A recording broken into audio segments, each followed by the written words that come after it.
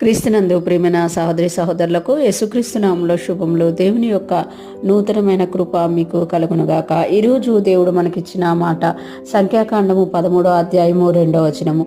నేను ఇశ్రాయేలీయులకు ఇచ్చుచున్న కానాను దేశమును సంచరించి చూచుటకు నీవు మనుష్యులను పంపుము. వారి పితరుల గోత్రములలో ఒక్కొక్క దాని నుండి ఒక్కొక్క మనుష్యుని మీరు పంపవలను. వారిలో ప్రతివాడు ప్రధానుడై ఉండవలను. ఈ మాటలు మనం సంఖ్యాకాండంలో చూస్తున్నాము. సంఖ్యాకాండంలో ఎప్పుడైతే దేవుడు ఇశ్రాయేలీలకి కానాను దేశం ఇస్తానని వాగ్దానం చేశారో ఆ వాగ్దానం నెరవేర్చడానికి ముందు ఆ దేశాన్ని చూచి రమ్మని పంపించమంటున్నారు. అంటే ఆ దేశం చూసి రమ్మను అని వారిని ఎలాగ పంపించాలి అనేది ఈరోజు మనకిచ్చిన మాటలో దేవుడు తెలియజేస్తున్నారు. నేను ఇశ్రాయేలీలకి ఇచ్చుచున్న కానాను దేశమును సంచరించి చూచుటకు నీవు మనుష్యులను పంపము. నేను ఇశ్రాయేలీలకి ఇచ్చుచున్న కానాను దేశమును అంటే నేను ఏ దేశమైతే వాగ్దానం చేశానో ఇశ్రాయేలీకి అది నేను వారిని తీసుకెళ్ళడానికి ముందు వారు ఆ దేశంలో సంచరించి చూచుటకు నీవు మనుష్యులని పంపు అని ఇక్కడ చెప్తున్నమాట. వారి పితరుల గోత్రంలో ఒక్కొక్క దాని నుండి ఒక్కొక్క మనుష్యుని మీరు పంపవలను. అంటే 12 గోత్రాల్లో నుండి 12 మంది మనుషులు వెళ్ళాలన్నమాట. అంటే ఒక్కొక్క గోత్రంలో నుండి ఒక్కొక్క మనుషుని వెళ్ళాలి. వారిలో ప్రతివాడు ప్రధానుడై ఉండవలను.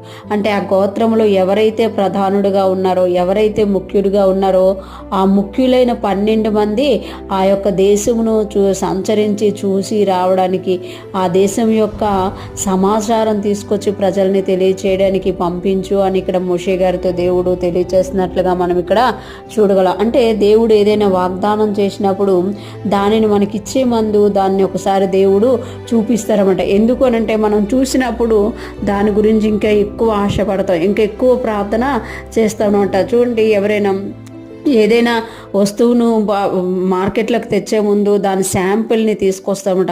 అది చాలా పెద్దదిగా ఉంటుంది. దాని తలక లాభాలేటి నష్టాలేటి అన్నీ మనకి వివరిస్తూ ఉంటారన్నమాట.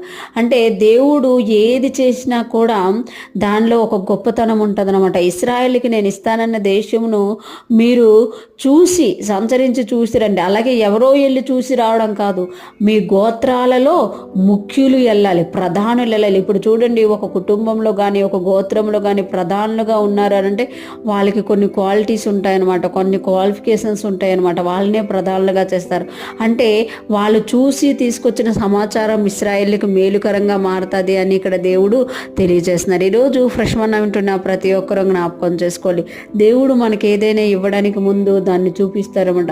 దాన్ని చూపించి అది మన కళ్ళారా చూసి మనం దాని కొరకు ఆశపడేటట్టు చేసి దాన్ని దేవుడు మనకిచ్చే దేవుడుగా ఉన్నమాట. ఇశ్రాయేలుకి అలాగే కానాను దేశమును చూపించి ఆ దేశమును సంచరించి వచ్చిన తర్వాత వాళ్ళ చెడ్డ సమాచారం తెచ్చిన ఆ చెడ్డ సమాచారం తెచ్చిన వారిని బయటికి తీసేసి మంచి సమాచారం తెచ్చిన వారిని కానాను దేశంలో ప్రవేశింపచేసినట్టుగా మనము చూడగలం. ఈరోజు ఫ్రెష్ మన్నా వింటున్న ప్రతి ఒక్కరూ జ్ఞాపకం చేసుకోవాలి.